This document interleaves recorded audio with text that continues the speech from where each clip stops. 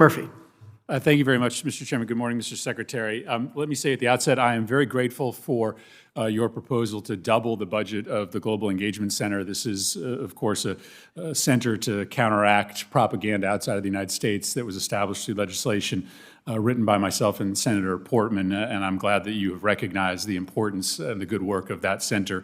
Though we have spent a lot of time in this hearing talking about many of our concern regarding our adversaries' desire to use propaganda not outside of the United States, but in fact inside of the United States to influence the 2020 election. And so I want to begin by asking you a question about that.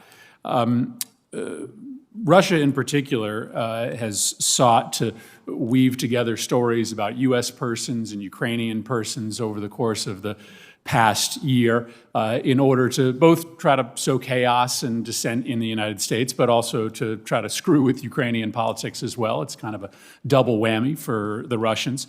And you can see those efforts ramping up as we head into the 2020 election. Probably the most active foreign individual pushing narratives about the United States and Ukraine is a Ukrainian legislator by the name of Andrei Derkach. He was the individual that magically came into possession of secret audio recordings of Vice President Biden and then President Poroshenko. He's retained government relations counsel here, and I would expect that he's going to be a pretty active presence in U.S. politics from here to the election.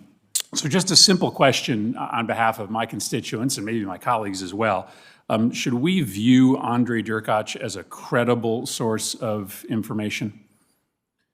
I'll answer your question, but let me just say on GEC real quick, because I think that's important. Thank you for the compliment. I want to make sure, the only thing I'm worried about with asking for a doubling of the money is to make sure that we can deploy it in a way that we've been pretty successful as it's grown, but when you expand something at 100% year on year, I have a team driving to make sure we don't misuse or waste those resources. Look, I don't want to comment on any particular individual like Mr. Derkach. I will say this. We're taking seriously the threats that Russia will try to engage in disinformation campaigns, that there may be oligarchs that try and engage in this, there may be foreign actors, not just Russian. We were pretty successful at this in the 2018 election. I say we, not the State Department alone, but all the United States government. I'm confident we will be in this one as well. Why wouldn't you be willing to opine on a specific individual if you had information to suggest that the source was not credible? It seems as if that is in fact a core function of the U.S. government. If it has information to that would suggest malign influence, to let Congress and the American people know. Yeah. So when it's appropriate, I will. When there's still work ongoing and there's still unsettled intelligence around these things, I'm going to try to be just a little bit more careful, Senator. Let me turn to China for a moment. China is clearly seeking to use the United States' failure to control COVID as a means to leapfrog us in our traditional leadership position when it comes to global health. Senator Romney referred to this earlier. I think we've given two big gifts to the Chinese since the beginning of this outbreak. The first was the president's, just remarkable fawning over China's early response to the virus 47 different times. He commended China for their response and their transparency. But I think China also is pretty happy with our withdrawal from the WHO. And I understand that you believe, as I understand it, that our withdrawal from the WHO is a lever to try to seek internal change, and I would disagree. But it also seems to allow for China to step in and occupy that vacuum. And so as you step back and try to articulate this sort of broad strategy to counteract China's growing influence in the world, how does withdrawal from the WHO counteract the growing influence of China? Yeah. So it's a good question. These are close calls sometimes, right? We left the UN Human Rights Council.